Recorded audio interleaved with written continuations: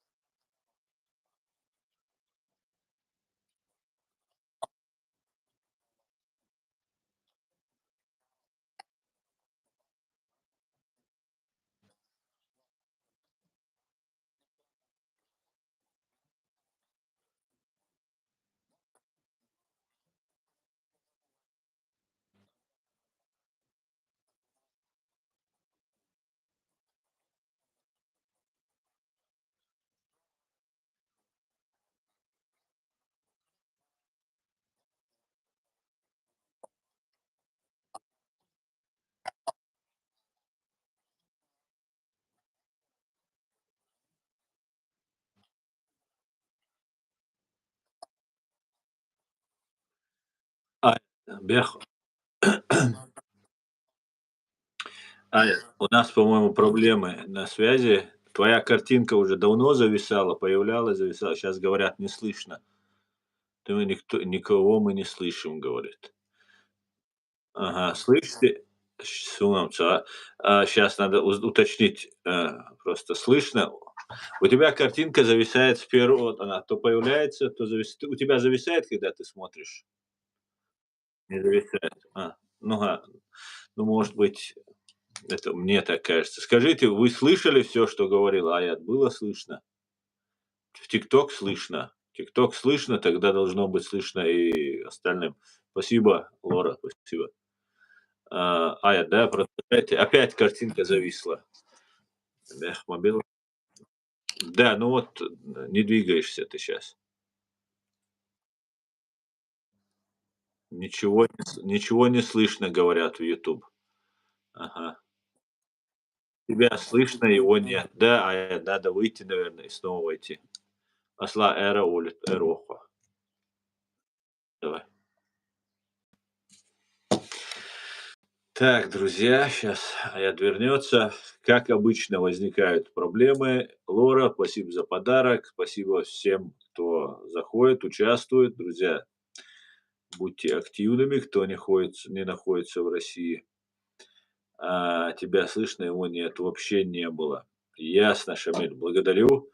Сейчас Аят вернется. От души, спасибо, спасибо. Так, слышно, но пока не видно. Ожидаем, что сейчас появишься.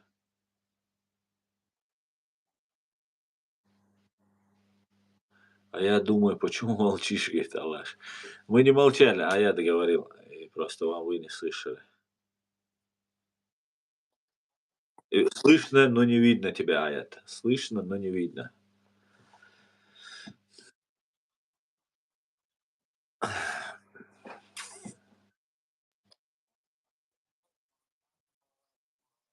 Да, не слышно и не видно, говорит. Абдул, а ты слышишь Аяда? Ты слышишь Аяда? Скажите, в "ТикТок" вы слышите то, что он говорит, а в YouTube не слышат, значит, да? Очень чисто. Аяда не слышно и не видно, говорит. В "Ютубе" тебя не видно и не слышно, но я тебя слышу, но не вижу. В "ТикТоке" тоже тебя слышат. Аят, попробуй еще раз зайти, выйти, и, может быть, надо. Все, теперь видно тебя. Теперь видно. Опять вышел.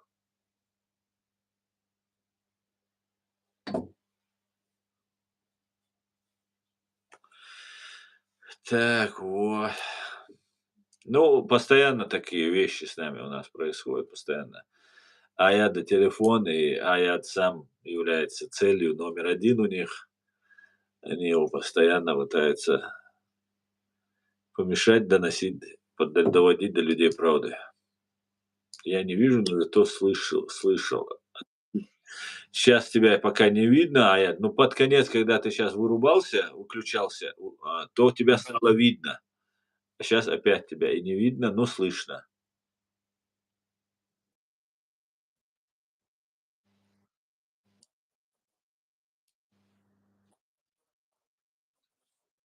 Давай. А может, из другого телефона вопрос? Вухун ты я ссылка. وجري أحافظ قليل يشغلك.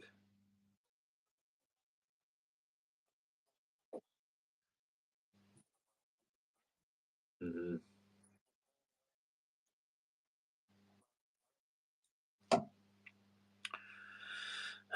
Друзья, приносим извинения за технические неполадки. Но вот нас, товарищ майор очень любит, не дает. Вот такие вот эти КГБшники.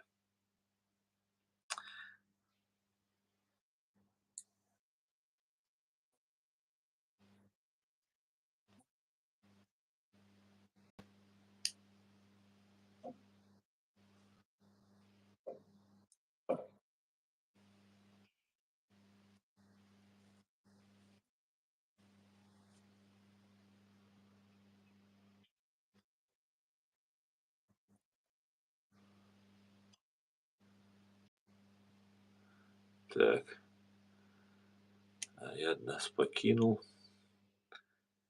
временно.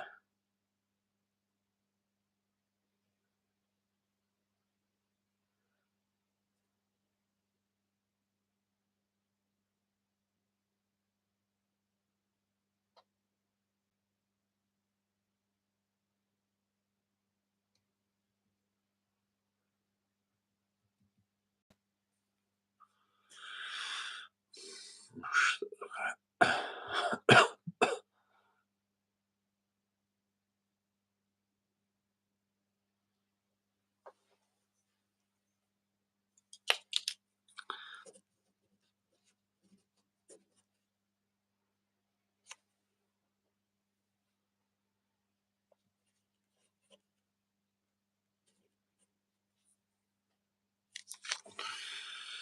Так, как дела? Отлично, одинокий волк. Как у тебя, друзья? Посмотрим.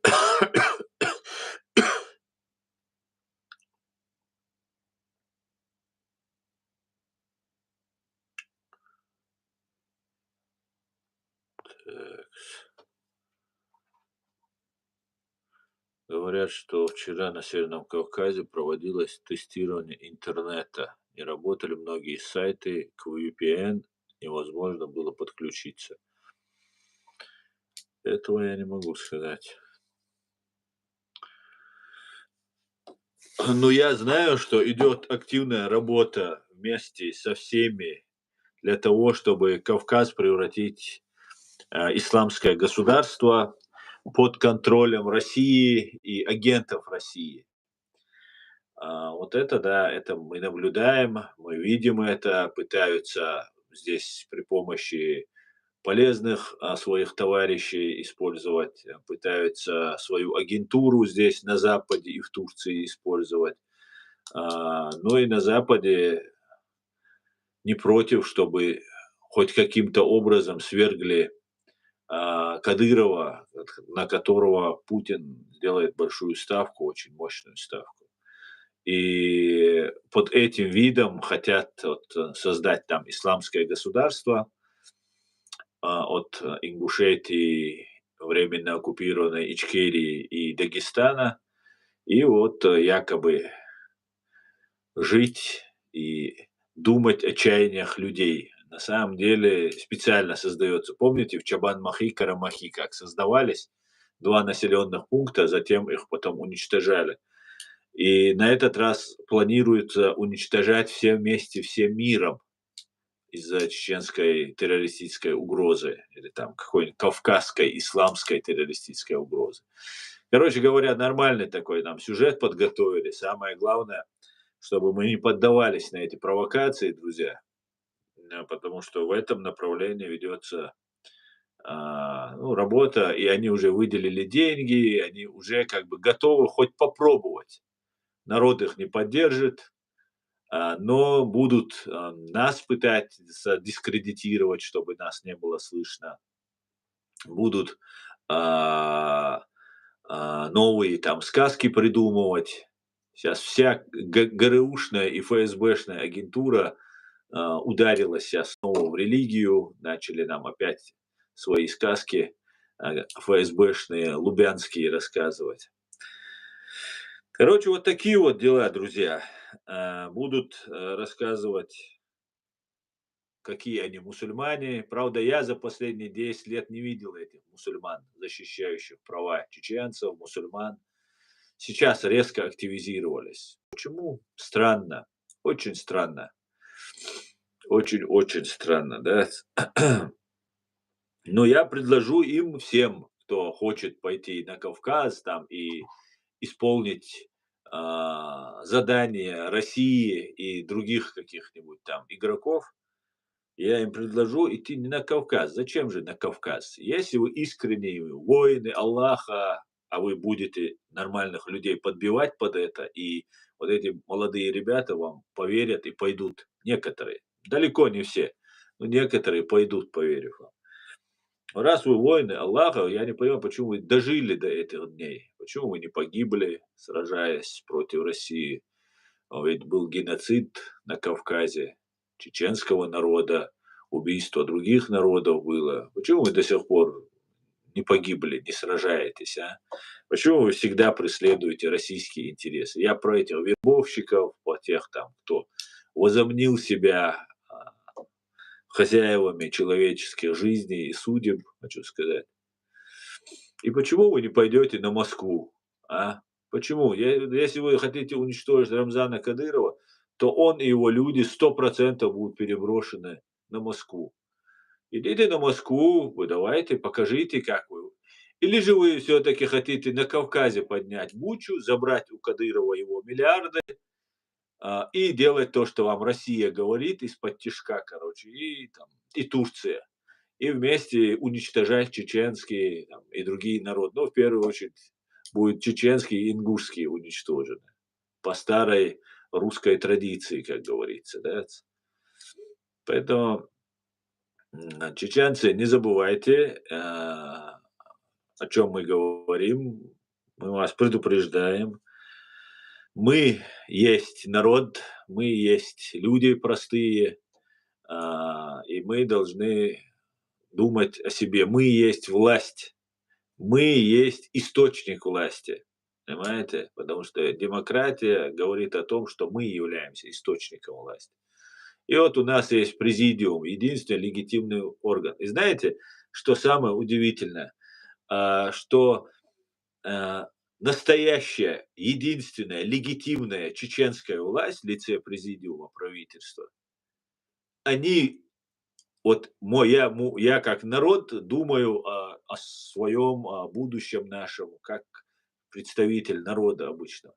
И странным образом, вот с президиумом правительства у меня, как у гласа народа, представителя от вас, народа чеченского, совпадение происходит. А мне кажется, это не случайно. Это говорит о том, что именно эта власть и эти люди думают о чаяниях людей, думают о наших с вами проблемах, а не о том, что какие им посты дадут, какие миллиарды заработают, где там они там войдут в историю как президенты или какие-нибудь там супервоины и так далее. Нет, они думают о том, как сделать так, чтобы через одно поколение, 2 поколения наши дети, внуки жили в мире, созидали, развивались и не боялись, что депортируют, расстреляют, сожгут в конюшнях, там и так далее. Поэтому эти вещи, друзья, очень важно нам знать, очень важно быть готовым к этому, потому что готовится очень большая провокация против нас.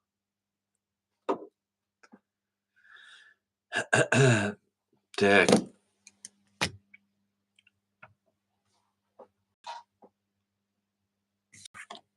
Аят. Вот теперь видно. И чуть-чуть камеру по центру, Аят, чуть-чуть еще подвинь, чтобы ты... Вот так? Да, вот так нормально. Так. Ну хорошо. Все отлично. Вы уже говорили о чем. Значит, из того, что я говорил, в основном была речь о том, что сегодня в Украине идет война, и эта война не просто украинского народа, а всех народов Союза. И в этой войне мы не можем проиграть. В то же время я говорил и о том, что в наших республики, которые они захватили, Россия нарушает современное международное право. И никоим образом она не должна победить в этой схватке. Это уже схватка не против какой-то одной страны, а схватка против всего, так сказать, демократического сообщества, демократических государств в мире.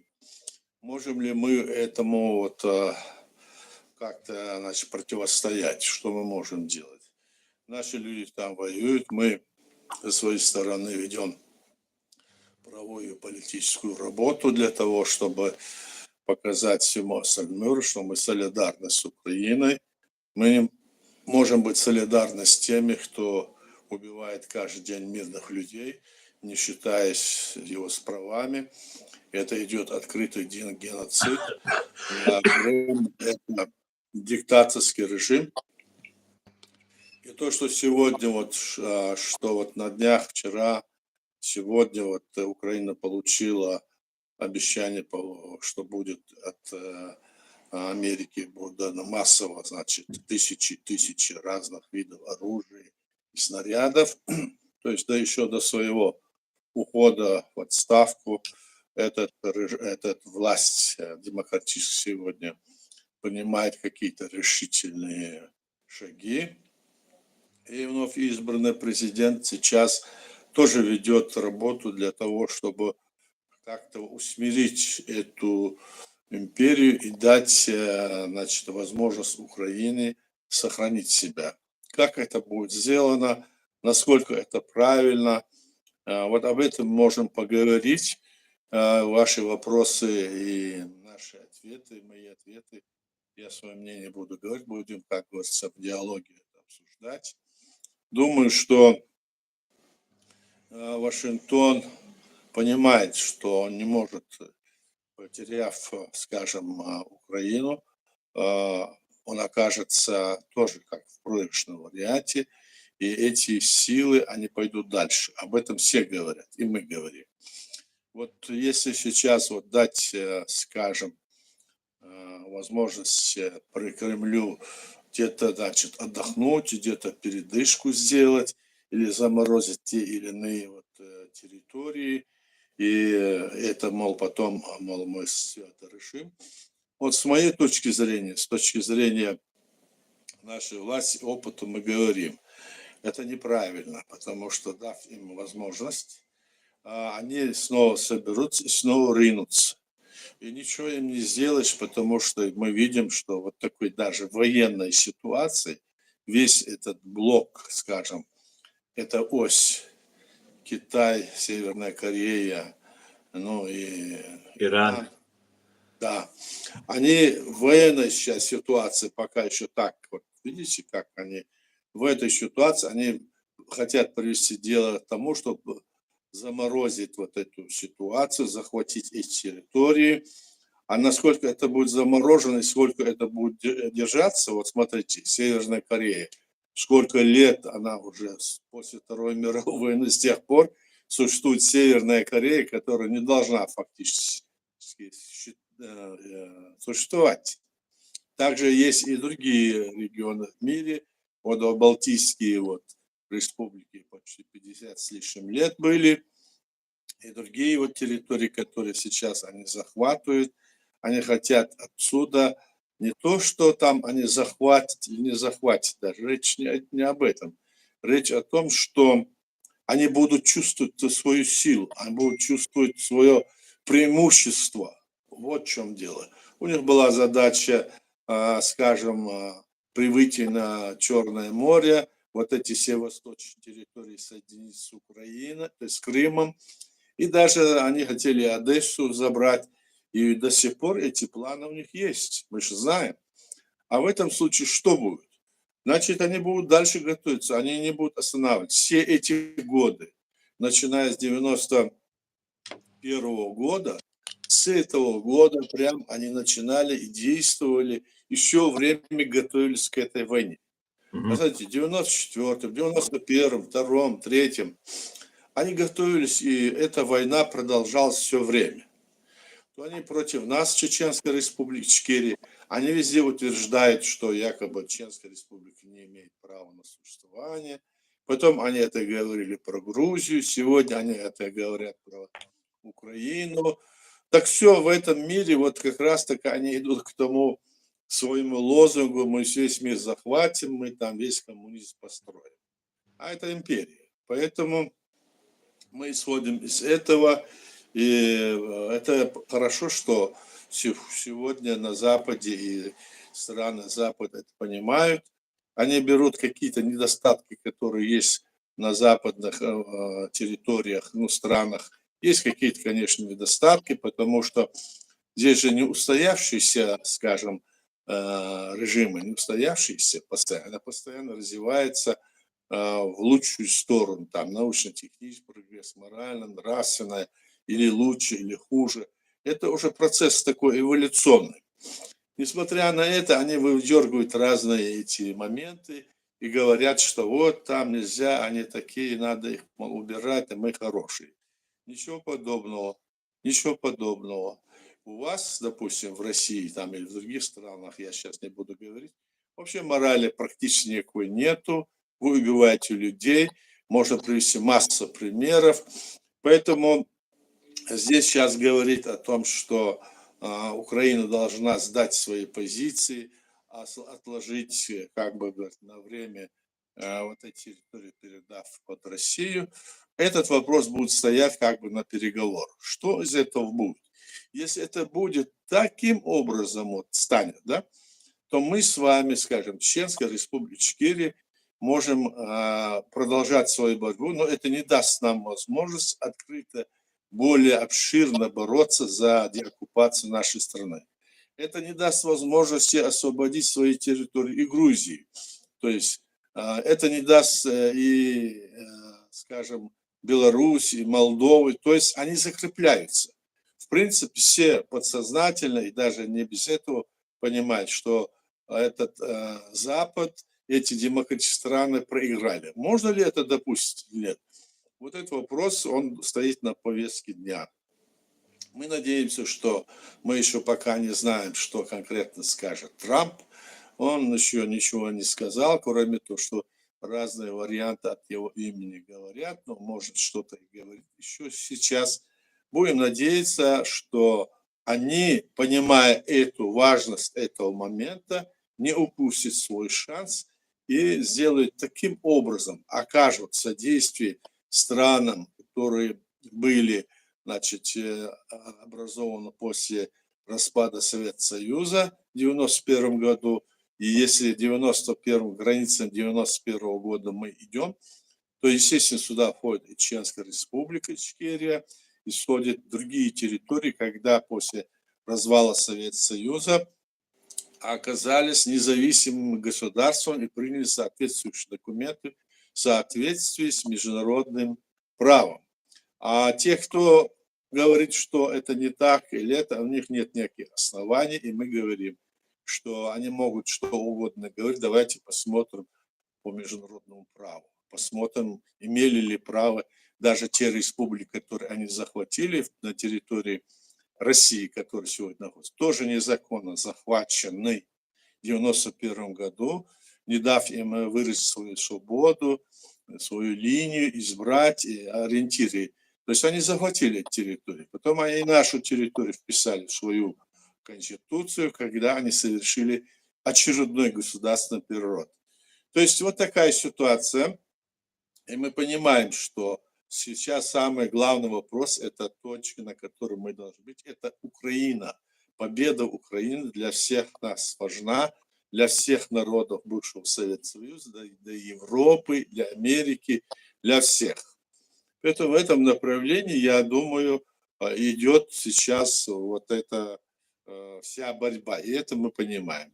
Те вопросы, которые сегодня вот на, скажем, Ближнем Востоке, территории Сирии, там происходит, как вы знаете, сейчас, наверное, все, что там происходит, вошли туда силы, так сказать, религиозные, или они не религиозные до сих пор. Для меня это непонятно, что это за силы, но понятно, что за этим стоит как бы Турция.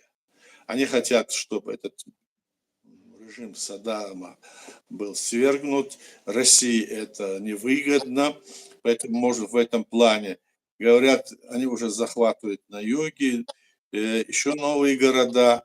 Этот Асад свои, не Саддам, я сказал, Асад свои, значит, войска отводит к столице. Иран выводит свои войска тоже ближе к себе. То есть они окапываются там, и там, видимо, будет такая затяжная вот такая вот война. К чему это приводит? Это приводит к тому, что все же это удар по России и по этим имперским государствам, потому что Сирия – это сторонник России нынешней, Они никогда нас не поддерживали и не поддержат их власти. Эти некоторые исламские государства сегодня выступают на стороне Израиля, другие выступают против. И мы должны в этой ситуации, я имею в виду чеченцы, должны понимать, что же происходит. Мы должны беспокоиться в первую очередь о своей судьбе, о судьбе своего народа, о своем государстве, которое мы создали в рамках международного права. Поэтому я, как говорится, призываю от нашего президиума, что мы должны здесь ориентироваться однозначно в рамках современного международного права. Других ходов у нас нет. Других у нас ходов нету. Может быть, есть у нас тактические какие-то варианты, но главным образом мы должны понимать все, что на территории нашей республики при освобождении ее должна быть восстановлена легитимная власть Чеченской Республики Ичкерия на основе нашей Конституции. И все другие разговоры, которые здесь ведутся на Западе, нашими так называемыми не нашими, которые начинают утверждать, что они придут туда, построить новое государство, сделать что-то новое. Все это во вред тому, какую-то нашей цели, во вред нашему народу, который создал свое государство. И, так скажем, впервые вот на такой, в этом международном праве современном создали мы свое государство. В отличие от многих, скажем, народов, которые сегодня являются незаконно, но является частью России. Наша страна оккупирована, мы это должны понимать. И все другие отклонения, которые ведут здесь разные люди, здесь на Западе, которые говорят, вот мы там протекторат, мы там то сделаем, Кавказскую конфедерацию, и эти люди, которые впереди с этими лозунгами здесь носятся, мы прекрасно их знаем, это люди, которые всегда работали в пользу Кремля. Еще в те времена работали, и сейчас они продолжают работать, и не надо нам разыгрывать вот эти спектакли о том, что они заботятся о нас. Что же вы сегодня о нас так, о нашем народе заботитесь, а тогда постоянно находились на стороне Москвы. Доказательства этому есть, и это ничего для чеченцев, это не является секретом. И мы хотим, чтобы это знали все те, которые работают с теми людьми, которые работают против нашего государства, и их поддерживают, будь это блогеры, будь это какие-то политики, будь это какие-нибудь там просто какие-нибудь граждане другой страны. Мы четко и ясно понимаем, что эти люди стоят тогда вместе с ними на стороне этой Российской империи, которая сегодня пытается захватить и Украину, и другие государства, которые образовались после развала Советского Союза. Здесь на очереди, мы с вами знаем, эти все кавказские республики закавказские, это Среднеазиатские республики, Казахстан и все остальное. Здесь вот такая вот постановка вопроса, которая не озвучивается, но мы все это понимаем, и здесь, мне кажется, мы должны действовать четко и ясно.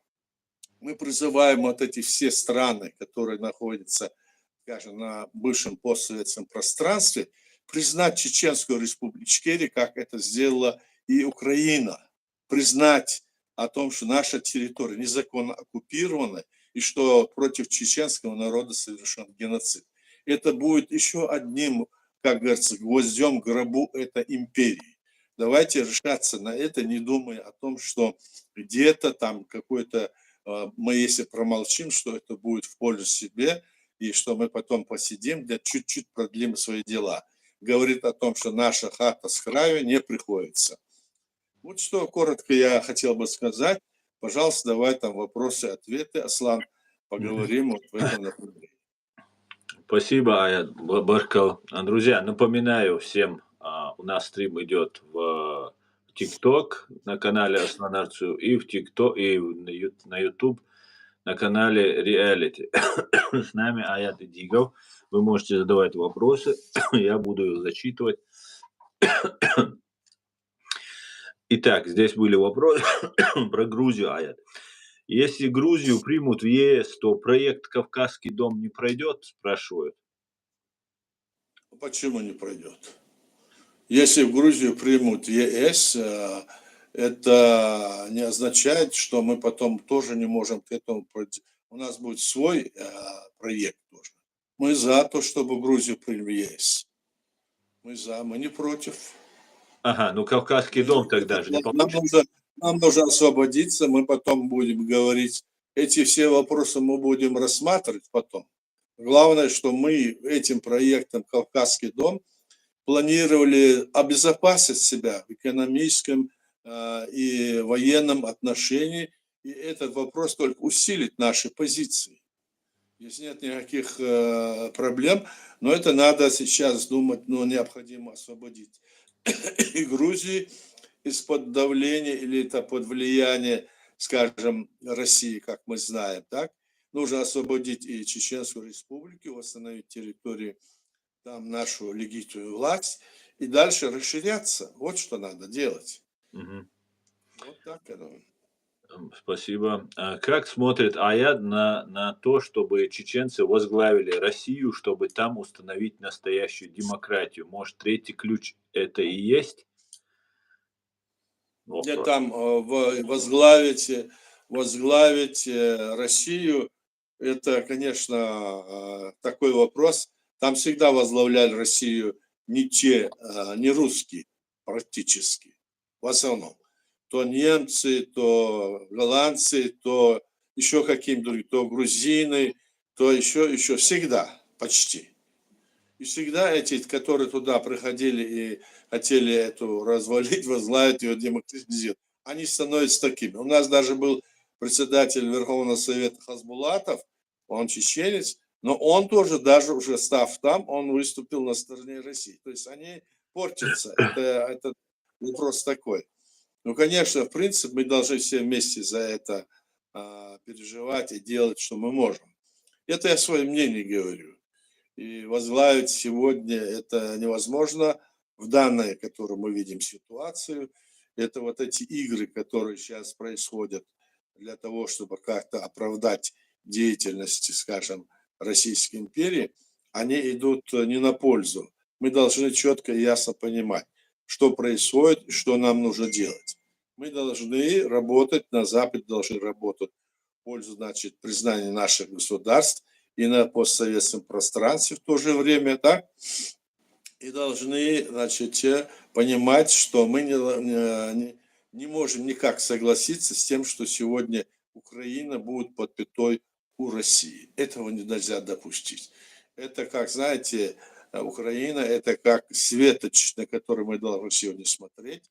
Если они ее захватят, очень вероятно, что дальше дела пойдут в том направлении, которое планирует сам Путин. Это все. Мгм. Аят, недавно Кадыров, выражаясь современным языком, наехал на Бастрыкина и там на других там чиновников очень высокого ранга. И некоторые это связывают с тем, что Путин проводит зачистку и направляет своего верного пехотинца на вот этих ослушавшихся деятелей. Другие, есть основания полагать, что это делается для того, чтобы заручиться поддержкой мигрантов, за которых он там заступался, как бы, ну, возглавить такое исламское движение мусульманское, защитник мусульманской уммы на России и так далее. Как вы думаете, с чем это связано, вот эти наезды на Бастрыкина и других таких высокопоставленных, одиозных банд чиновников? Ну, что здесь сказать? Здесь, конечно, Кадыров в этой своей схватке, скажем, за власть или, скажем, за того, чтобы удержаться у власти, он, конечно, делает такие выпады в адрес этих руководства окружения самого Путина. Но это, собственно говоря, нормально в его ситуации. В его ситуации, которой они практически его хотят в любой момент скинуть и там посадить другого человека. А он там закрепился, закрепляется. Это, конечно, в этом плане для Путина не нужен закрепленный там на месте какой-нибудь князь, который будет ему диктовать. Пока он держит, и поэтому он стравливает их. Это точно так же, как стравливать народы, так и стравливает вокруг себя, которые находят, чтобы они, а он над ними как бы, вот что. Мгм. Тогда здесь вот какие-то вот там события могут и происходить с этим Валдерсом. Я здесь несколько раз слышу, что он уже победил, что Кадыров взял это в свои руки, как-то оттенили они в сторону тех людей, которые против него там выступали. И он сам теперь снова воодушевился, и в этом случае он готов там защищать Путина, как бы он готовит свою армию. И туда бросается в Украину, или то ли еще куда-нибудь там на Москву, чтобы защитить Путина. Но вопрос там очень такой, знаешь, не однозначный, что там будет так или нет. Они могут его сменить, Путина, там сами, внутри себя. Там до Кадырова еще может не дойти. Это не будет такая военная атака, это не будет гражданская война. Они его сменят как меняли всегда. Хрущева, Сталина, Брежнева, потом Андропова. Ну, берите всех. Они меняли на местах все, между собой это делали. Там. Вся эта политбюро, так скажем, кавычка, она так делала. Поэтому вот здесь эти разговоры для того, чтобы Путин уже мог там какие-то принимать решения, угодные себе. По крайней мере, видно, если с Кадыровым кто-то свяжется, то они проигрывают. Это уже видно. Так? А раз это видно, значит и Бастрыгин, и другие, они должны в этом плане как-то себя соответственно вести. Это вот такой намек, мне кажется, вот такой вот здесь ход. Но там время покажет, как они там консолидируются. Мгм. А эта попытка стать, вместо Путина может быть Кадырова? Что вот он заявляет о том, что мы с Почему вами нет? раньше говорили. Почему нет? Если я уже говорил про это, если ситуация так развернется, и Путину нужна какая-то гарантия, если ему никто не будет давать гарантию после его ухода, скажем, от власти, то, Мгм. только Кадыров только может ему это дать. Кто из окружения, которое находится вокруг господина Путина, может дать ему гарантии сохранения и безопасности в этой стране, чтобы он жил, как Ельцин, к примеру. Мне, например, видится, что это может сделать только Кадыров Рамзан. Поэтому, исходя из этого, мы можем, этот вопрос может, для этого должны сложиться какие-то условия сейчас. Как дальше будут развиваться, а по ходу там можно и такой вариант не исключен. Я об этом уже говорил. Мгм. Мгм. Тогда такой интересный провокационный вопрос у меня возник. Если же Кадыров станет президентом, следующим президентом России, это будет выгодно чеченцам или будет это, или он уничтожит всех чеченцев? Ну, чеченцам я не скажу, что это будет выгодно. Я не скажу, что это А будет выгодно угроза чеченцам. будет для нас? Но там посмотрим, А угроза? масштабы будут, Ну да. да. Ну ладно, хорошо, пойдемте дальше тогда по комментариям. Так, сейчас я найду комментарий.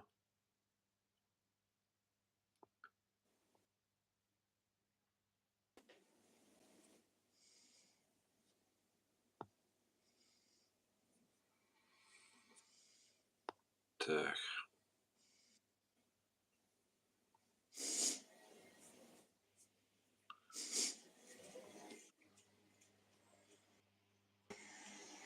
сейчас.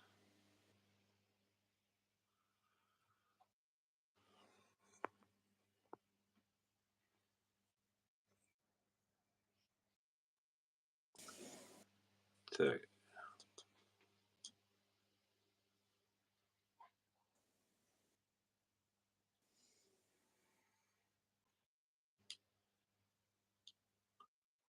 А ты там ищешь, просто вот я скажу, вот, коль давайте. во Франции, как вы знаете, вот пару дней назад парламентская ассамблея, их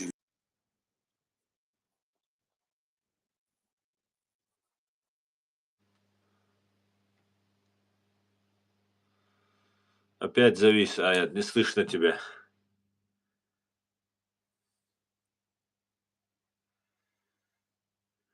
Très schwarz, Аят, très schwarz.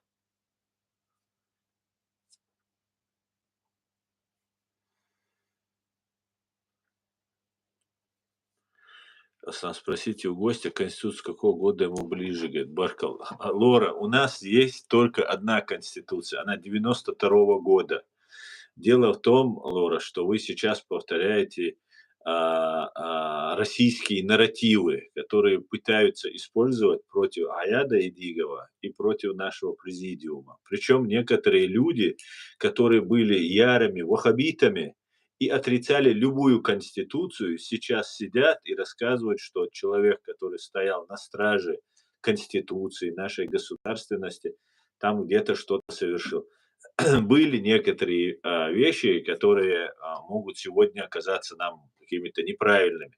Но нужно всегда исходить из контекста того времени, как в праве существует место во времени и в пространстве. Да? Любые действия, любые а, преступные, неприступные, законные действия, они всегда исходят из времени и пространства. Так вот, вся республика наша и те люди, которые сейчас что-то хотят сказать на Аяда, на председателя парламента, заметьте, и не он один принимает решение, а 63 депутата принимают решение, понимаете? И сейчас те люди, которые были ярыми ваххабитами, сейчас, не понимая, что они говорят, некоторые, понимая, что они говорят, нам рассказывают о там какой-то конституции, изменения и так далее. Да, были внесены изменения в Конституцию в 96 году, поправки были внесены, где указывается одна единственная фраза, ну там несколько есть, но основное, что, за что зацепились эти люди, это что основная религия является ислам. При всем при этом первая статья Конституции также гласит, что Чеченская Республика Ичкерия суверенное, независимое, демократическое, правовое государство. Также в других статьях Конституции гарантируется право всех религий на территории Чеченской Республики. Или не исповедовать вообще никакую религию, что у этих людей есть такие же права. Права женщин, мужчин также равны. И все остальное. Просто когда вся республика была заселена забита ваххабитами, которые сейчас что-то хотят сказать на что-то, на Аяда и Дигова, всего лишь одного человека, прошу заметить, из 63 депутатов, то это выглядит как минимум, ну, парадоксально. Как минимум, когда ты удивляешься, эти же люди, они вчера готовы были убить Аслана Масхадова, Аяда и Дигова только за то, что они не вводят шариат там полные там республики, и не отказываются от Конституции, не объявляют войну Америке и так далее. Это вот эти люди, вчерашние ваххабиты, которые не имеют никакого образования, никакого понимания, что такое Конституция, что такое конституционное право. Эти люди просто им заложили программу, и что-то нужно сказать на Аяда. Вот о чем речь. Понимаете?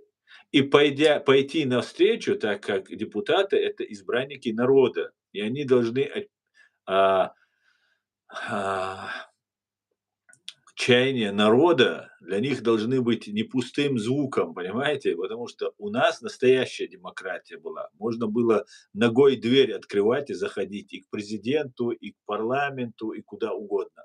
И эти люди были обязаны соблюдать сегодняшнее настроение в обществе, не нарушая основные принципы Конституции. Вот и все. У нас есть одна единственная Конституция, она 92-го года. В 96-м, 97-м были приняты поправки, законы отдельные были приняты, но которые не меняют никак нашу Конституцию. Запомните, пожалуйста, это.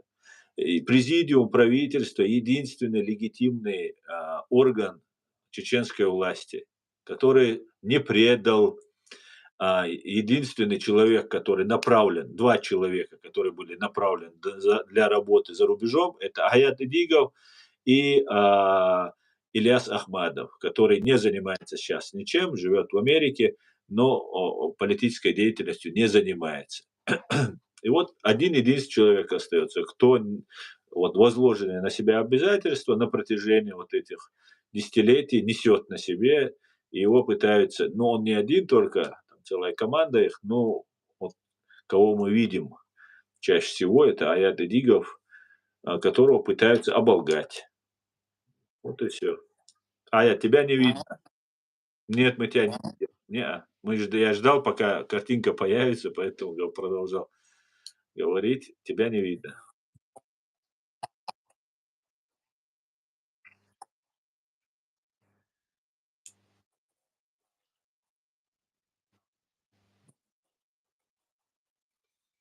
Давай попробуй. Давай.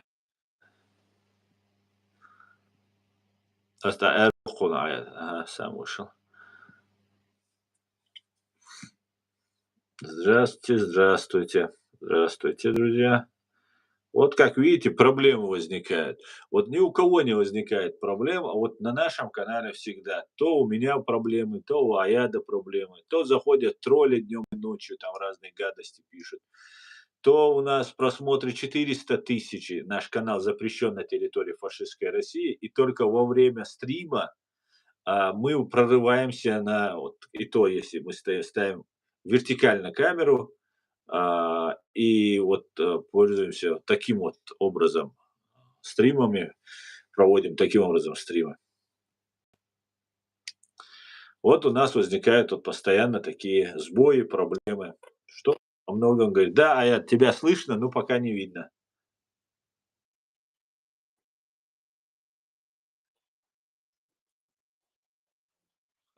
А, Хорошо, давай.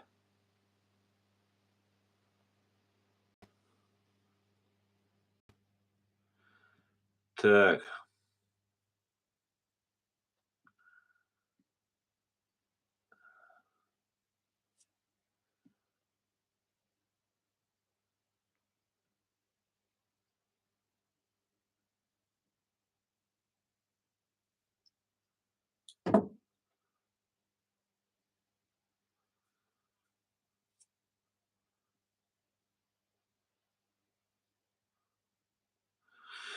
я просто прочитал Конституцию 92 года, и она была достаточно демократичная. Прочту все поправки 96 года. Да, Лора, вы можете зайти на мой канал YouTube в разделе сообщества. Я буквально, может быть, неделю назад постил а, Конституцию. Она у нас достаточно демократическая,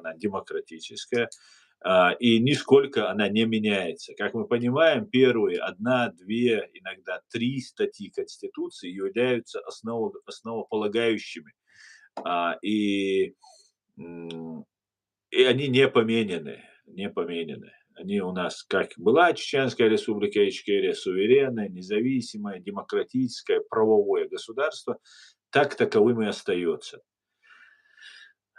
Но когда вся республика после войны, они, кстати говоря, нужно обратить внимание, вот эти все люди, которые после Первой войны, когда война закончилась, Первая война, когда была, не поддерживали сопротивление, не участвовали никак.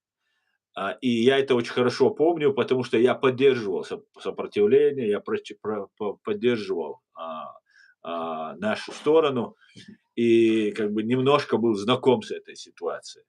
И когда война закончилась, все те люди, которые были беженцами, которые разбежались, вернулись домой, отпустили вот такие бороды.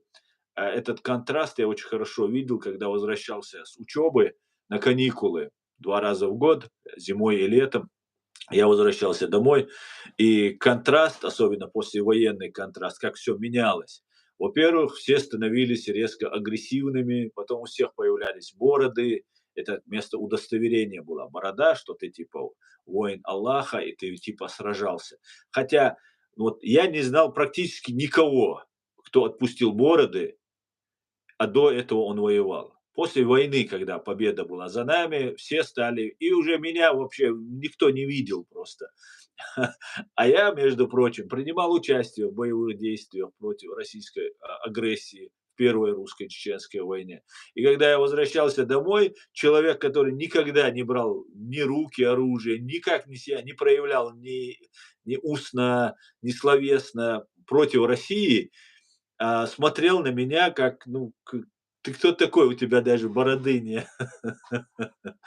Ты вообще кто такой? Я тут воин Аллаха, а ты кто такой, короче? И я, конечно же, а, удивлялся с этих товарищей. Брали взятку с меня, понимаете? Обдирали меня на поезде, например, да. Могли зайти и сказать: "Я тут воевал, а ты в России учишься там". Вот такие вот эти же деятели сегодня ругают Аяда Эдигова, понимаете? Вот такие были эти люди. Вот эти люди сейчас говорят, что как внес изменения. Причем внес не один Аяд, во-первых, это делается парламентом, внесено на законных основаниях, не нарушая закон, не нарушая Конституцию. И просто при всем при этом лица, сегодня критикующие эти решения, были те, ради которых нужно было просто отменить Конституцию и ввести нормы полностью исламского государства, там, какого-нибудь ИГИЛ. И ИГИЛа им было бы мало. Они бы еще какого-нибудь МИГИЛа попросили бы. Вот такие вот дела. Вот такие вот дела.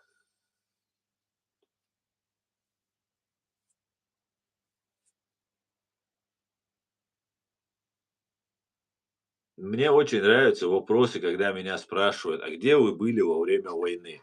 А я хочу спросить: "А где ты? Где ты сейчас?" Под ником, где-то сидишь, что-то рассказываешь. Вот мне вот что интересно. Где я был, я уже миллион раз рассказывал. А вот вы где? Вас нету всех. Вот вы начали появляться, и сейчас вы уже подумали, что сейчас ситуация меняется, теперь нужно вылезти, вспомнить, что мы воевали, там, третье, десятое. Если вы воевали не для того, чтобы занять какую-то должность, а ради Аллаха и ради народа. Поэтому а, нам воины сейчас не нужны, нам нужны правозащитники, журналисты, юристы. Вот кто нам нужны. А тот, кто воевал, никогда и не говорит, что он никогда воевал. И никогда не спрашивает: "А ты воевал, а ты не это". Потому что сперва спрашивают: "Ты воевал?", чтобы потом упрекнуть: "Ах, ты не воевал", и так далее.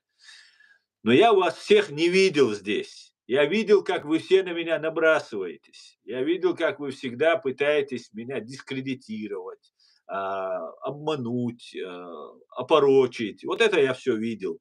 Вы все вот эти симулякры, как вы поддерживали, которые КГБшно-ГРУшные симулякры, которые сюда засылаются, как вы их поддерживали, как вы выливали тонны грязи на меня, как вы выливали тонны грязи на президиум. Это я видел.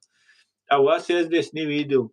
А сейчас вы воины, все супер министры, супер там президенты. Вы сейчас все появляетесь, вот сейчас начинаете выходить из тени.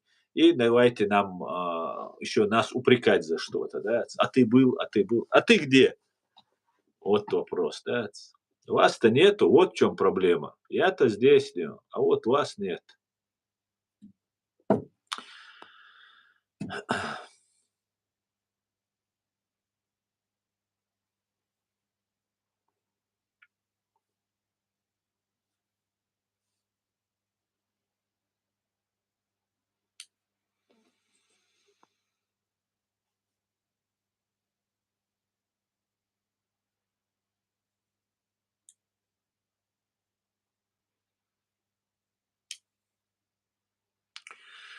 Зачем приглашать в эфир явно прозакаются? Ты так компрометируешь свой канал. Я о последнем эфире с так называемым бойцом из Украины. А, ты кого имеешь в виду, Т-800? Ты кого имеешь в виду? Османа, который? Ну, во-первых, я не знаю, кто эти люди. Я даю слово тому, кто говорит: "Дайте мне возможность выступить", и так далее. И он сказал, что он баят Закаеву не делал. Типа присягу он Закаеву не делал. Он это сказал. Но даже если бы он делал присягу и там обманулся, моя задача разъяснить ему, что ты не на правильном пути, что ты ошибаешься, если ты реально думаешь о чеченском народе, то это не та группа лиц, с которыми ты сможешь сделать полезное для чеченского народа. Вот я как бы объяснял. И прямо ж говорил я, компрометирую я или нет, я прямо ж говорил, что меня пытались вербовать, что Аят Дигов много документов приводил о том, что вот эта вся группа лиц, организованная группа лиц, они являются ну, антиичкерийскими, прокремлевскими, что они Чеченскую республику считают частью России. Я же это прямо говорил. И это делается в том числе и для вас, чтобы вы тоже видели, слышали. Поэтому я не вижу компрометации ни в коем случае. Наоборот, я сам был обманут вот этой ложью, вот этими играми Закаева и его вот этой театральной труппы, которую вокруг он организовал себя. И мне кажется, что много может быть искренних людей, которые обманываются этим. Потому что я сам в этом всем побывал, и для меня это как бы все знакомо. Вот, теперь видно тебя. Да, видно, Машуль. Видно и слышно? И видно, и слышно. И видно, и слышно. Хорошо. Дигду. Так, Ну, тогда остановимся на вопросах тогда, раз мы уже да, говорили. Да, какие вопросы есть, давай. так, Аят, некоторые утверждают, что Украина не признала ЧРИ и провозгласила территорию ЧРИ оккупированной. И это непризнание независимости ЧРИ. Что бы вы ответили таким людям? Я некоторым посоветовал бы некоторые время почитать, подумать, что это такое. Нечего говорить то, что они не знают. Вот это что сказал бы некоторым. Потому что даже частное признание считается признанием международного права. Когда в 1991 году российские войска вторгли на нашу территорию, когда была инаугурация президента, и мы их потом, значит, договорились, отпустили, и мы же заявили по международному праву создать свое государство, и договорились вести переговоры обо всем. Мы приняли тогда свою конституцию, у нас был, значит, акт о государственном суверенитете, и все остальное как надо, в соответствии с современным международным правом, все свои дела мы провели, так. И вот то, что Россия вывела тогда свои войска, это было признание нашего государства. Это так надо рассматривать. И это так сказано здесь. Потом, когда они помню, когда они еще в 92 году, в июне месяц, тоже выводили все свои российские советские войска, это тоже по договору, это тоже было признание нашего государства. Конечно. Потом когда они в скажем, 4 году напали на нас и более года воевать, нет, 2 лет воевали, и мы победили, был подписан, значит, договор о выводе российских войск. Это тоже было признание нашего государства. После того, как было подписано решение о том, что 12 мая 1997 года о взаимном таком признании, более не будем воевать, и было поздравление там со всех сторон, тоже было признание.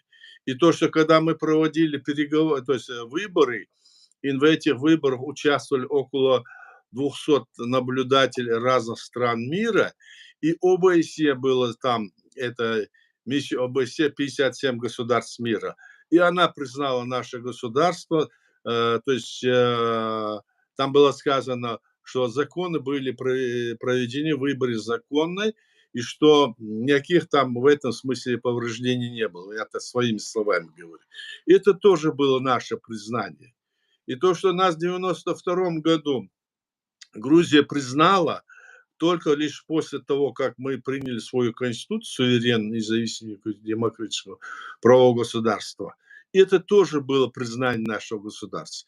Сегодня, когда наша территория оккупирована, и там сидит, скажем, власть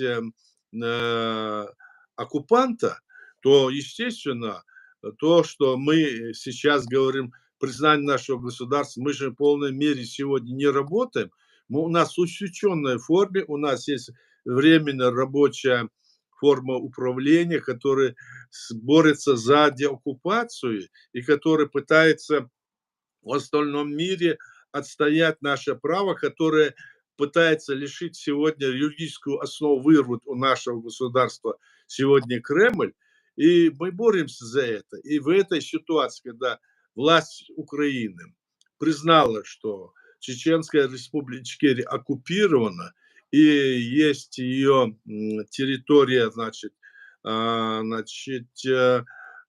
есть геноцид. Оккупированный геноцид. Да, признание геноцид, осудили геноцид и обратились ко всем государствам мира, международным организациям, что наше положение вот рассмотреть и признать так же, как и они, о том, что эта территория оккупирована. Мы говорим о реальной ситуации. А то, что она не признала, а что вы сделали, которые это говорят? Признала, не признала. Пожалуйста, скажите, что вы сделали? Что вы предлагаете? Вы хотите сказать, чтобы Украина должна нас признать сегодня полноправным, ситуацией? Мы не можем сегодня быть тем полным государством на территории другого государства. Власть там должна быть восстановлена на этой территории. Для этого надо бороться, а не находиться в разных там каких-то там движениях, то ли с Закаевым, то ли с другими, с третьими, участвовать в том движении, которое говорит, что мы часть России есть. Эти люди, которые об этом говорят, это как раз есть те люди, которые везде разводят вот эту бодягу и вот пытаются сказать, что мы часть России. То есть, если они сейчас даже об этом не говорят, до сих пор они участвовали во всем этом процессе, многие из них, я за всех не говорю, в которой говорилось, что мы есть часть России, что нафиг нужна эта нам независимость, что мы мол, неправильно создали свое государство. Надо было спросить у России. А почему мы должны были спросить у России, если мы вышли из Советского Союза и не были в составе России тогда? Потому что Россия это была только лишь одна из союзов республик. Она даже не была членом Организации Объединенных Наций, как, к примеру, была Украина или Белоруссия. Белоруссия и Украина имеют больше возможностей и оснований быть сегодня членом Совета Безопасности, чем это Россия. Почему это сделано? Вот эти вещи, вот им потворствуя, люди, которые разговаривают, пусть выйдут прямо и скажут, вот это не то, это все. Даже частное, даже временное, даже какое-то, вот такое вот непрямое признание тоже считается признанием. Да. Вот о чем идет речь. Они хотят сказать, что это не признание, да этого нету. А то, что они говорят сейчас, это как раз кому выгодно? Это Кремлю выгодно. Вот и вам ответ. Кто эти люди? И чем они занимаются? Или они ничего не понимают, или они специально вот эту проводят пророссийскую вот эту кампанию, разделившись то ли на религиозников, то на демократов, то ли на конфедерацию, то ли еще на кого-то. Вот этими вещами здесь занимается. Вот поэтому здесь у нас стоял вопрос. Не наши, не наши. Кто из них наши, кто не наши. Вот здесь как раз этот вопрос и стал. Они сами вот сейчас выходят и говорят, кто они и что они хотят сказать. Обоснуйте все, что вы говорите. Скажите, почему вот часть из ваших людей участвовала в 2007 году в захвате государственной власти Чеченской Республики, когда Ичкерия, когда вся власть существовала в 2007 году. Вот часть из вас же есть там участники вот этого, как говорится, незаконного захвата, попыток захвата нашей власти при действующем президенте и действующем правительстве. Мы можем назвать эти имена, если надо. Просто мы умалчиваем, но смотрите, Мы прекрасно знаем, чем мы занимались. И вы никто не сознали свои ошибки. Вы не сознаете, более того, вы сейчас говорите, вот это неправильно, это. И не надо вообще вякать и выходить с этими разговорами. Мы спокойно разговариваем, а эти разговоры вести не надо. Вы думаете здесь, что наши люди, которые столько положили всего и жизни, и все на свете, будут с вами вот эти игры играть? Мы не игры играем. Вот и все, вот вопрос ответим. Масяна хуйбас дересуль. Чего же они так? Вот ничего не зная, и вот эти разговоры идут. Это пропаганда, которую они ведут. Пропаганда. Мы боремся за это. Наши люди, которые находятся в Украине, наши люди, которые заходят во всем мире, и наши люди, которые сегодня не могут выйти и что-то делать и говорить, потому что вы знаете почему. Эти люди, которые все это говорят, у большинства из них очень хорошие связи там в России, по всей России ездят, приезжают, уезжают там, значит, с ними сотрудничают, их поддерживают, на какую бы они занимали позицию там, религиозную, демократическую или еще какую-нибудь, их поддерживают. А наши вот настоящие, которые есть по легитимные, законные, вот они хотят эту законную нашу базу отнять у нашего народа и сказать, что нашего государства не было. Ее никто не признает, они хотят потом сказать. Не надо эти разговоры вести. Здесь вот в этом вопрос весь. Что, Асaf?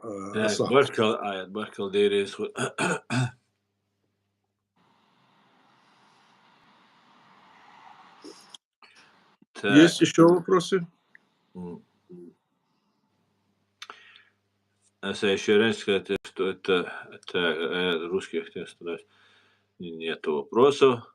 Ну, я, знаете, что хотел спросить? Я знаю, что вы очень тесно дружите, общаетесь с грузинами, с грузинскими политиками, политологами, разными другими людьми из Грузии.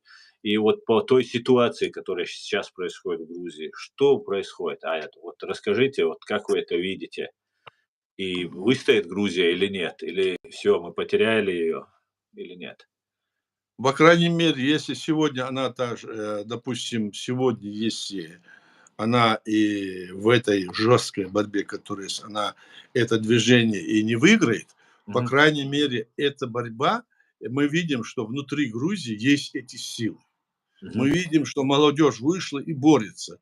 Мы видим, что те партии, которые есть там, и те движения, которые видят, что в Грузии произошла вот такая вот, ну, скажем, драма, когда власти пришли прорусские силы, и они не согласны с этим, открыто они борются. И сейчас вот на Запад приехала президент Саломе Зурабишвили, там, как ее, так, и она здесь тоже, значит, эти вопросы рассматривает. Мы видим, что в то же время мы видим, что Кремль там очень заинтересован в том, чтобы там содержать, как говорится, свою кремлевскую власть. Это есть.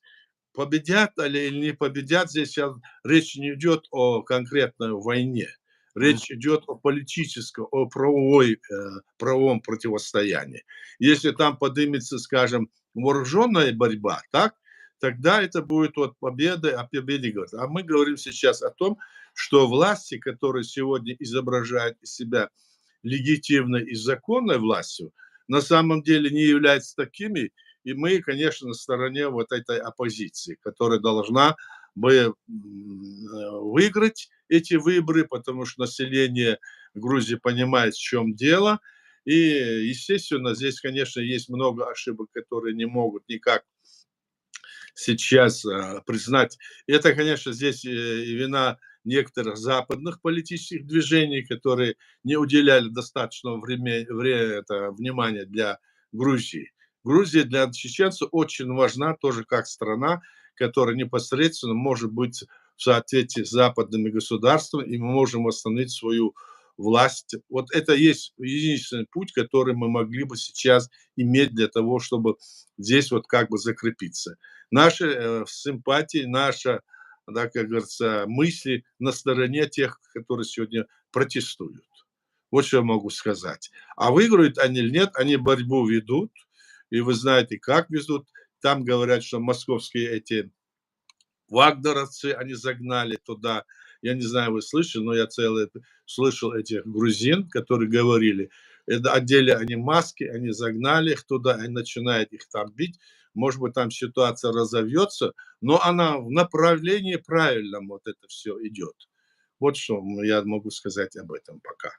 Мгм. Баркалая. Здесь Мустанг пишет, Кутаев готов отправить войска конфедерации горских народов для помощи Грузии. Аят, А он... Кутаев кто такой? Какая армия у него? Вот. Не, а кто он такой?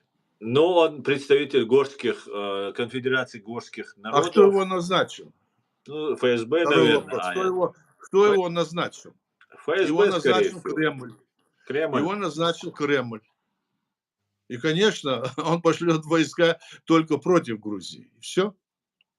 Конфедерация народов Кавказа, которая была раньше, тогда наши ребята туда пошли, думали, что действительно, а на самом деле выяснилось, что это агентская КГБшная организация. Да, И сейчас идет речь об этой организации.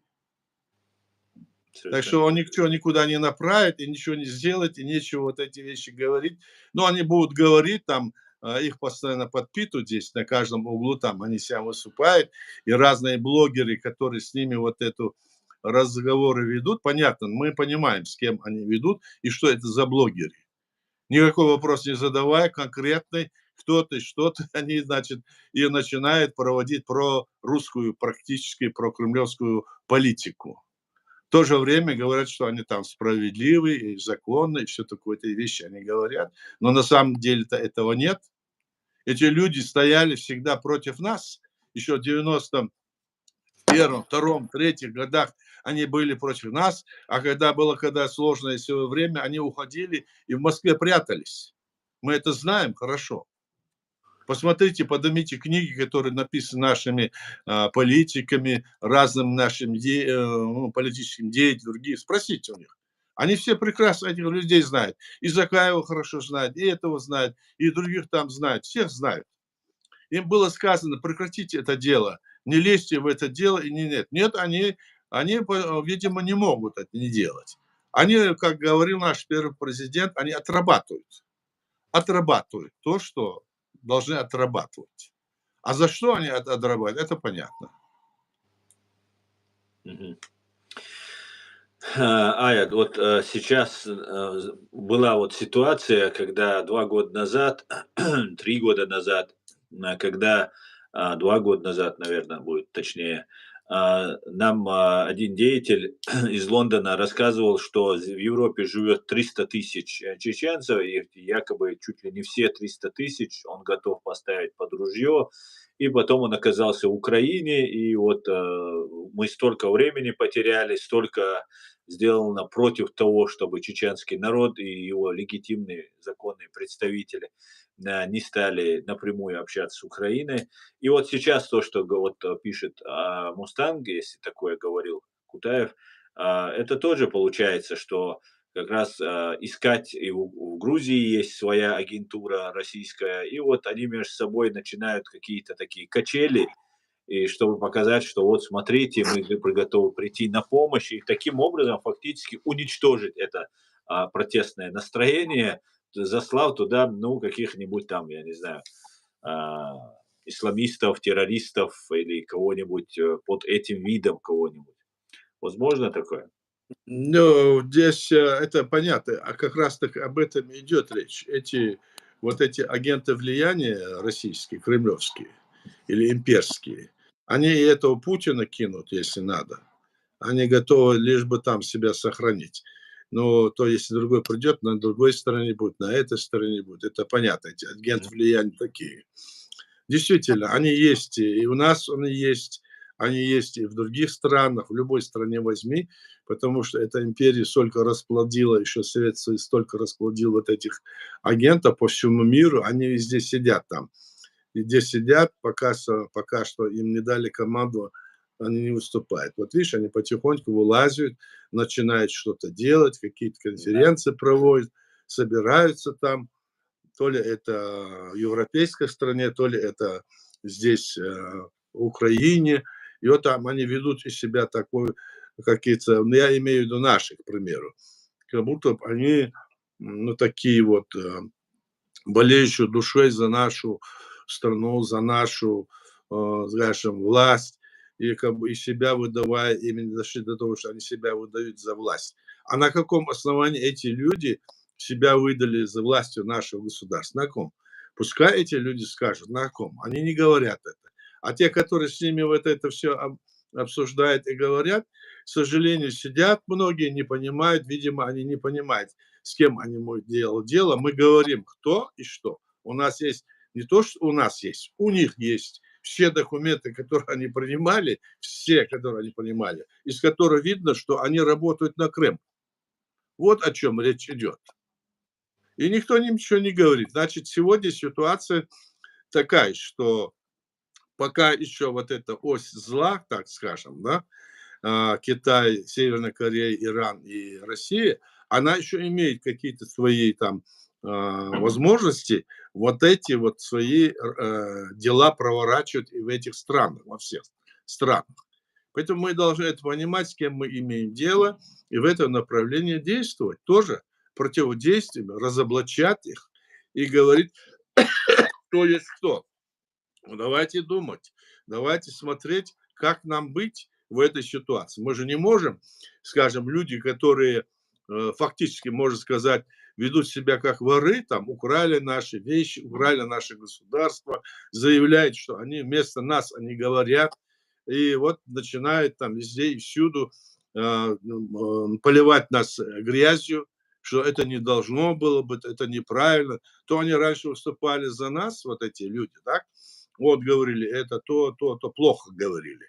Можно это поднять, все эти документы, эти статьи, которые они где что говорили. Потом они говорят, это неправда, это все там ложь и все такое. Я понимаю, что это ложь. Так, и на меня тоже вот отписали, все это там, они придумали разные эти. Но я обосновал это все. Обоснуйте вы тогда, если это ложь. Обоснуйте ту критику, которую про вас говорили, допустим, скажем, наш президент второй или следующий. То, что вот про вас вот сейчас говорят, обоснуйте, что это неправда. Приведите примеры. Вот возьмите, я вот там обосновал, когда на меня столько было вот этой лжи, сказать было нечего, а ложь лили, все, и уродая голосом, да. Это они могут голоса поддерживать. Но и, кроме этого я обосновал, полностью привел все обоснования, что не может быть то, что не может быть. Пожалуйста, прочитайте, посмотрите. Я везде во всех этих сайтах там выставляю, кому нужно, это интересно. И эти должны, они ничего не делают, они просто пропагандистскую работу ведут. Вот в чем дело, Аслан. Да. Баркалая, Дересхур.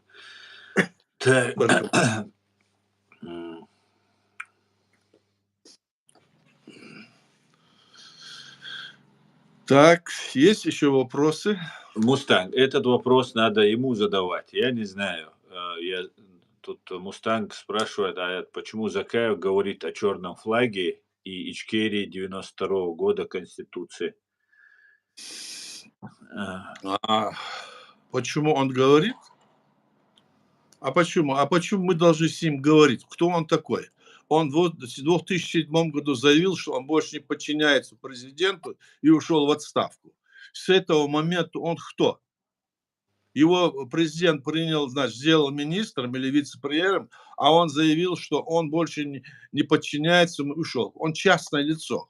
Он в военное время совершил государственное, как говорится, преступление, бросил все, что есть, и ушел. Кто он такой? После этого что он создал свое какое-то там правительство или свои какие-то дела, незаконно захватив государственный сайт Чечен-Пресс, который ему не принадлежит. Пользуясь этим сайтом, он вот это все натворил. Он не имеет права этим сайтом пользоваться. Это государственный сайт Чечен-Пресс, который был наш и остается. Он захватил его и от этого везде вещает. Он не имеет права это делать. Что ему говорить? Он из себя изображает какого-то деятеля. Так вот это все, что он говорит, это можно везде, это все докрутить и вертеть. чего он хочет, то он говорит, что вот я там тот, эти пускай вещи, мы не спорим с ним совершенно, у нас нет никакого спора. Мы говорим, уйдите с дороги или вернитесь в конституционное поле. Не работай на нашего врага. И все.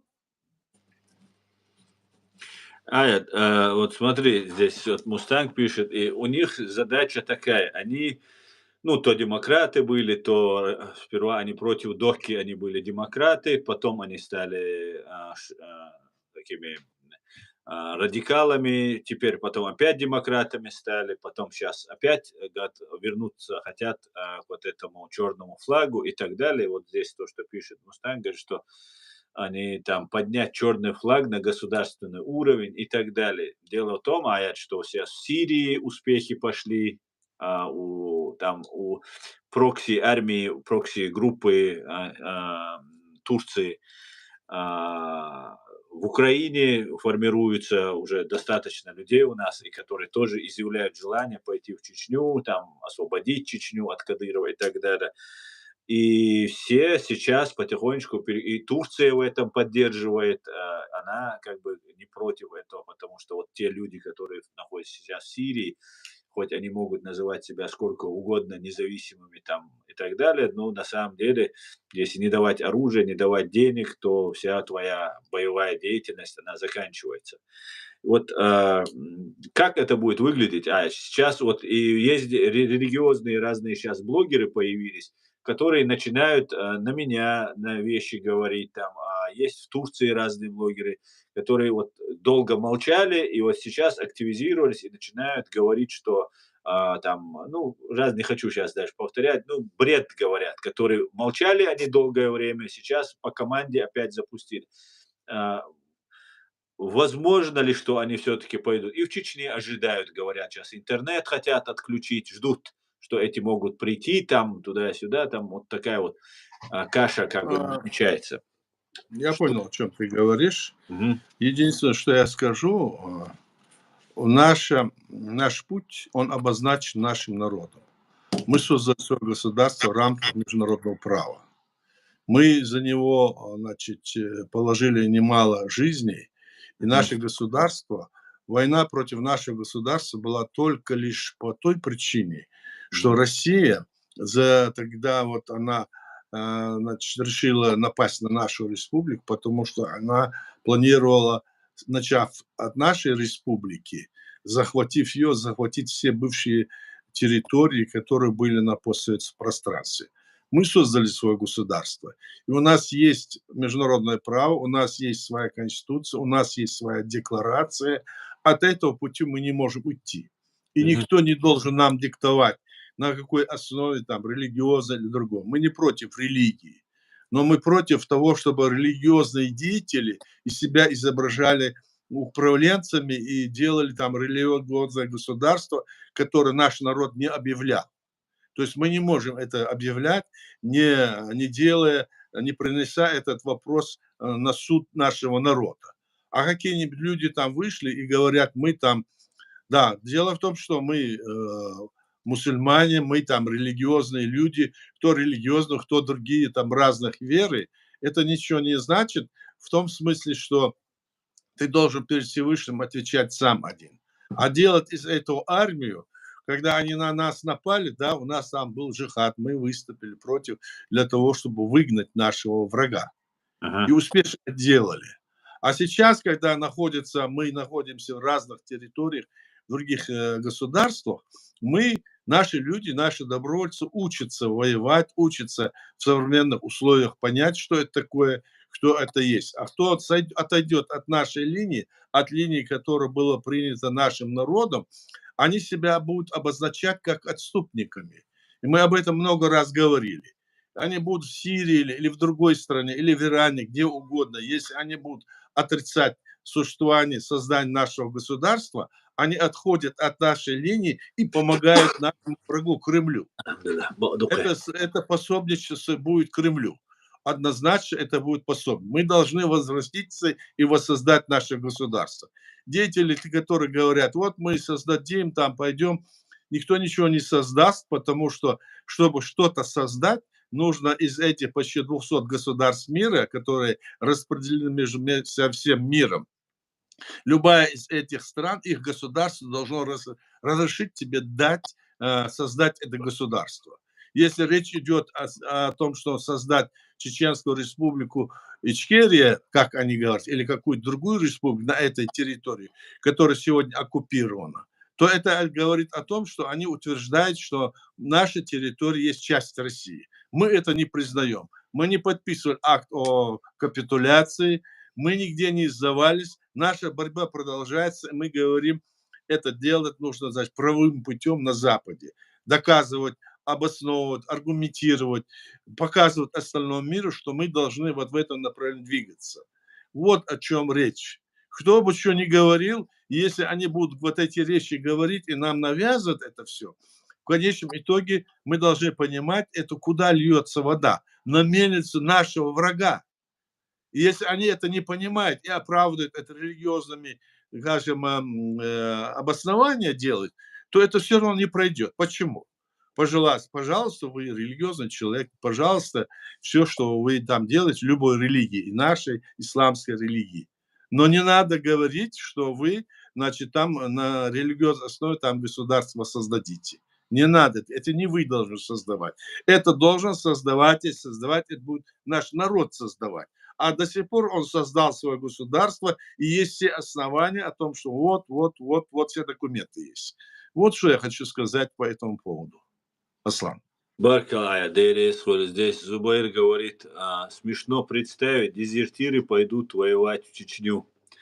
Да, Очень, очень верно, Зубайр, подмечено на самом деле. И верно было бы идти на Москву, мне кажется, если все хотят воевать. Но никто не хочет на Москву идти, потому что в Москве сидит Лубянка, ФСБ, которым это не нужно. Нужно, чтобы было где-то в Чечне, чтобы имитация была деятельности, а не на самом деле. да. Но это вопрос такой вот. Просто это то, что так вот они говорят, делают. Это изображение того, что есть. Если они вышли за рубеж и находятся здесь, то они должны воссоздать наше государство. Не воссоздать, а освободить наше государство. А о освобождении нашего государства речь не идет. И все те, которые говорят, что это речь идет, что они пойдут там то сделать или сейчас здесь сделать. Сюда вот приехали масса беженцев и какие-то государства строить собрались. Государство воссоздается на территории, где это государство было. Наше государство есть. И вам никто не позволит там сделать другое государство, которое у вас нет оснований. Как вы можете на территории и потом заявлять здесь, что вы потом... Они потом переформатируются, потом говорят, да, мы за Чеченскую республику Ичкерия. До этого они говорят, мы религиозно будем, придем. Там, говорят, возьмем это, сделаем. Там, говорим, значит, мы проведем референдум о статусе. Что угодно говорили. Мы с ними говорили много раз. Хватит эти вещи говорить, придите, как говорится, в сознание, в реальность, посмотрите. Это невозможно делать. Этим самым они мешают нашему народу, Да? становлению нашего народа, развитию нашего народа, мешают его будущему, нашим потомкам мешают эти люди. И притом это не так много их людей. Это просто организовывает их оплачивают, видимо, им помогают, видимо, и заблудшие среди них. Поэтому это надо понимать. Это нельзя. Это не пройдет. Вот в чем дело. Пройдет и должно пройти только то, что опирается на решение нашего народа в рамках современного международного права. Вот только это. Баркалая, Дейресхоль. Так, друзья, напоминаю вам, вы можете задавать вопросы.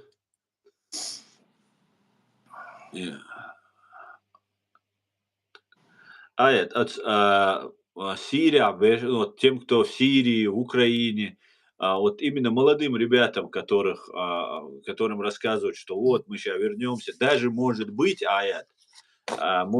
произойти так, что, например, мы знаем, кто такой Ахмед Закаев, но мы слышали от них, что там на каком-то натовском вертолете, скорее всего, на турецком, и его привозят там в Турцию, Украину и так далее.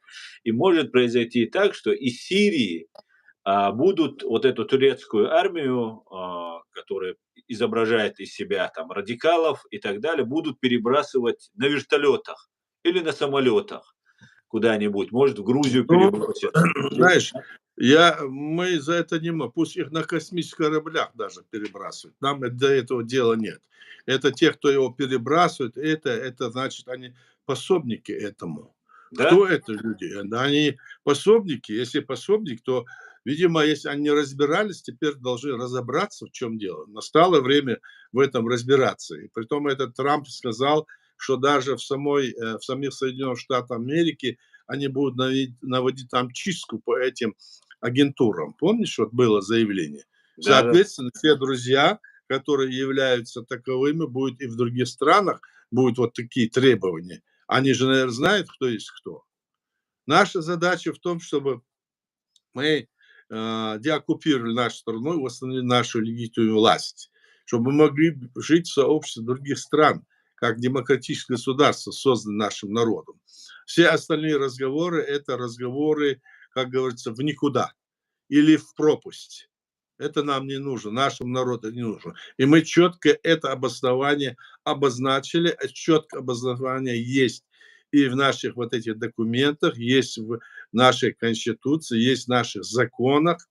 А те ошибки, которые были совершены нами и нашими лидерами даже, они все снимаются тем, что в Конституции написано, что все те решения, которые были приняты так или иначе, или ошибочно, или они как-то вредили нашему государству, они не считаются легитимными, законными и не применяются, и они не считаются существующим, действующим. Есть вот, возьмите в первой главе, там это все написано.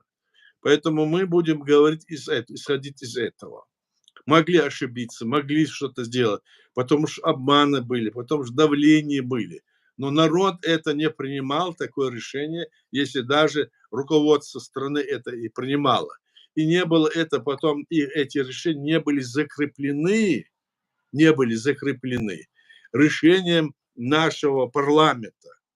Вот в чем дело. Потому что не было, значит, этого, и мы должны это знать. И мы это говорим каждый раз для тех, кто говорит, что, мол, это мы много раз говорим. Мы это говорим для тех, кто не понимает. А кто понимает и все знает, и видит, что это много раз здесь говорят, может и не участвовать в этом процедуре.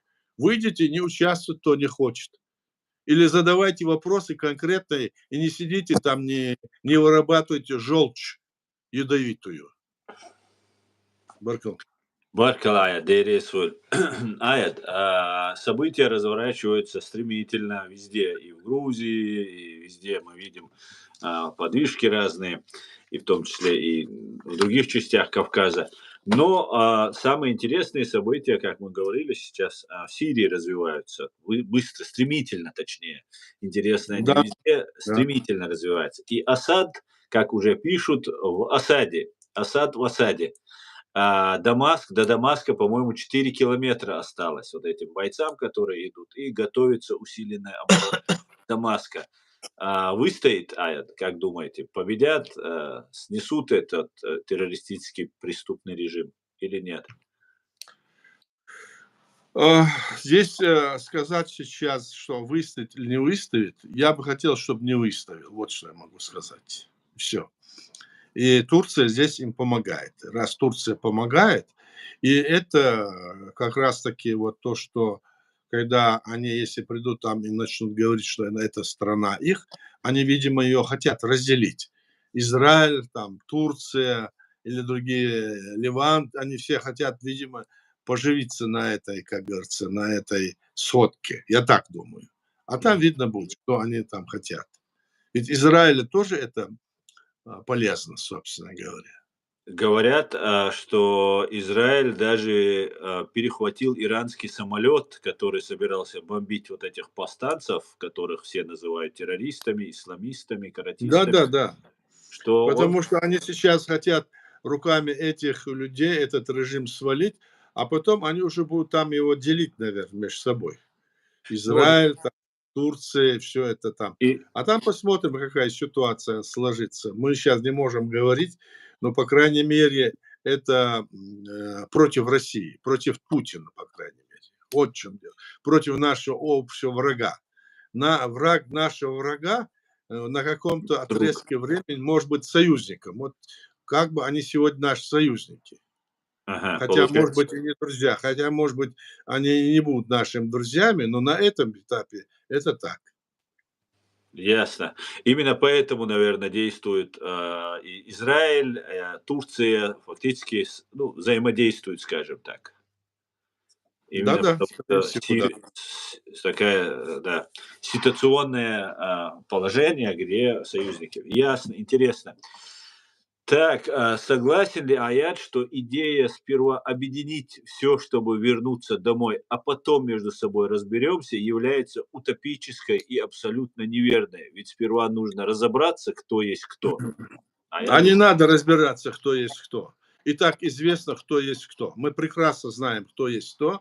Они хотят в этой своей мутной воде, хотят утопить то, что есть от нашего народа. Легитимную власть, представитель легитимной власти. А мы на это не идем. Люди, которые приехали сюда на Запад и себя властью называют, мы с ними не собираемся никакие вести. Мы сказали, уйдите с этого, значит, отойдите от нарушения этого нашего Конституции, вернитесь в конституционное поле. Они хотят. А какой может быть с ними договор? О чем? Если мы с ними будем договариваться, значит, кто-то должен перейти на их сторону. Значит, мы станем такими же, как и они, отойдем от нашей, скажем, Конституции, от резолюции, которую принял наш народ на общенациональном съезде, референдум наш, так? И станем такими, как они. То есть они нас этим самым призывают работать на Кремль. Вот что эти, которые говорят, объединиться. С кем объединиться? Назовите хоть одного человека, обоснуйте его аргументы, кто он и что он. А мы вот изложили, у нас есть все. Первое, второе, третье, все есть. Они пусть покажут это. Если кто-то здесь это говорит, пусть они ложь покажут. Те же самые, о которых мы говорим.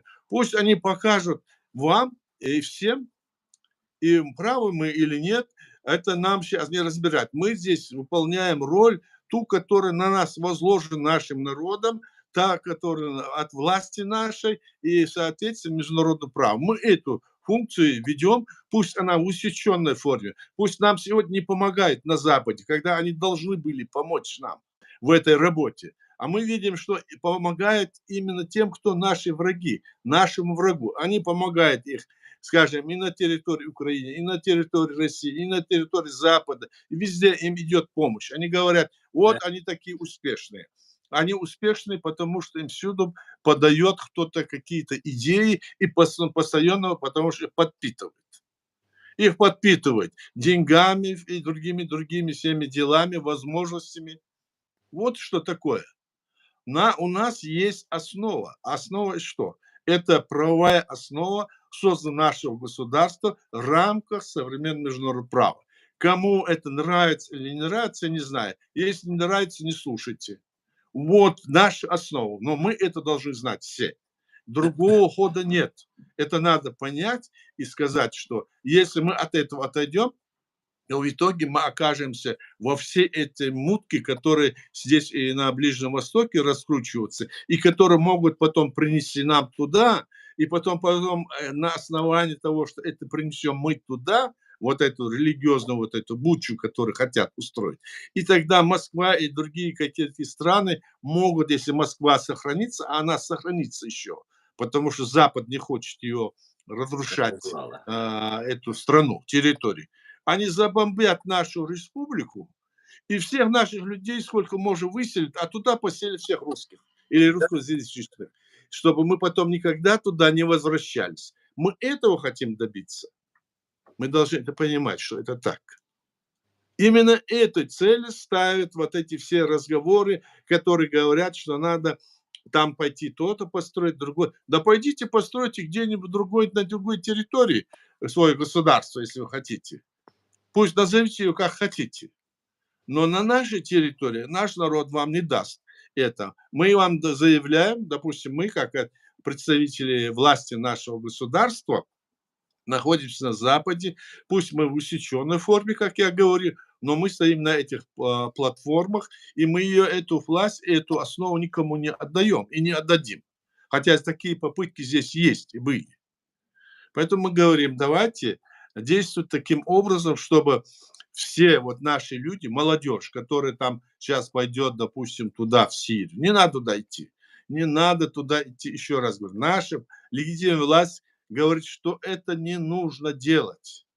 Не нужно делать, потому что там непонятно, что происходит, что там будет. Посмотрим, что там будет. Там и без нас достаточно людей. Мы вот если работаем и находимся вот в Украине, и наши люди там есть, добровольцы, пусть они там учатся, пусть они смотрят, пусть действуют дальше. Да. Но и там надо, чтобы эти люди понимали, с чему мы идем, куда мы идем. И наши какие-то фантазии, они нереализуемы сейчас в этом мире сейчас. Мы видим же, как мир вот тут. И сейчас, как никогда мы видим, когда мы были в Чечне тогда, в первые дни, когда все это начиналось, мы вообще ничего не знали, собственно говоря. Сейчас, находясь по всему миру, начиная от Америки, везде мы видим, что это такое, этот мир, мы увидели все. И в этой ситуации теперь, когда все это поняв, мы начинаем говорить, вот мы там то делаем, это делаем. Вы должны понимать, что это провокация против нас. И идет это все из Кремля. Из Кремля. Через их друзей на ближневосточных стран или через друзей их или каких-то политических движений западных стран. Мы должны понимать, сами страны, сами государства не сотрудничать с этой империей, как вы видите сегодня. Как это? Но это все неоднозначно все равно. Поэтому мы должны это понимать. Вот что я хочу сказать. Ислам. Спасибо, Аят, Башкалам. Башкалам. Аят, если в Украине, когда вот эти все события начинались, я сказал по поводу этого вертолета натовского, который Закаева туда отвозит, и это производит впечатление на наших людей, что Ну если... пусть показывают, извини меня, пусть они покажут, как он летит туда. Я не верю в это. Если они это Нет, делают, пусть покажут, как он летает туда. Как Соединенные Штаты Америки отвозят его туда и привозят из Украины назад. Никто но, это не подтвердит. Это пропагандистские шаги. А может быть такое, я не исключаю. Но на самом деле это нету. но не Они же, американцы. они кто? Они никто. Они просто частные лица, ездят туда-сюда. Ездят. Кто они частно в этом плане? Пусть покажут. Нету этого у них. Но это мог турецкий вертолет быть в составе НАТО, а это не обязательно американский. Может быть, я не исключаю, я просто говорю вот так, Мгм. потому что Я к наши чему... люди, ты знаешь, Аслан, ты же знаешь, наши люди из мухи слона делают, рассказывают, что нету, Ну да. добавляют, убавляют. Мы не первый день в этой жизни, как говорится, общаемся. И знаем, как наши могут люди что угодно раскрутить, рассказать, преувеличить. Да. Даже то, что нету, некоторые это делают, некоторые. Да, я согласен, Аят, полностью. Но я хочу просто к чему хотел сказать, что сейчас может быть такая манипуляция. Западу могут, там, наверное, Турции могут сказать, смотрите, вы хотите сместить Кадырова, у нас есть хороший инструмент, рабочий инструмент. Вот мы только что свергли Асада, там чеченцы принимают участие, по крайней мере, по голосу. Есть видео, где стоят чеченцы и говорят, мы там третье, десятое, передаем салам Кавказу и так далее. И потом им говорят, вот вам, смотрите, вертолеты, вас Запад поддерживает, вот смотрите, мы вам автоматы даем, пистолеты даем, вас никто не оставит. Ведь мы это проходили уже, и если нет юридической железобетонной какой-то гарантии с легитимными органами власти, то завтра скажут, вы кто такие вообще? Или тебя убьют завтра на бою? Разумеется, так и есть. Да, Мгм. так и есть, Асан, да. Они там покажут, не покажут. Я просто к слову говорю. Они же ничего не показывают. Если я почему я говорю, пусть покажут. Мгм. Если бы это было так, они давно бы это все выложили нам. Вот как мы выкладываем, вот мы говорим, да? Они бы давно это все выложили, они занимались разной трепней за спиной и не клеветали бы. А у них этого нет, поэтому. Вот в чем дело. Мгм. Баркалая, ДРС Холь. Друзья, есть еще вопросы? Так. Ну, Ая, смотри, Я сейчас тут вот комментарий. Салам всем свободным людям, салам, уважаемый Аят, салам, брат Аслан, салам, брат Эд. И вопрос к Аяду. Как вы думаете, может, это идет разведка перед боем Сирия, Грузия, разведка для того, чтобы фашистская Российская Федерацию поставить на колени и судить всех преступников? Но я не могу сказать, что конкретно это разведка, но очень похоже на это. Мгм. Очень похоже. И свержение режима, скажем, Асада, это есть как раз работа против Кремля. А потом они могут добраться дальше и до Ирана. Вот так вот у них план. Я так думаю. А там неизвестно, во что это выльется, но, по крайней мере, потому что они сотрудничают, скажем, с этой Москвой. Так вот. Но это похоже все это. Мгм.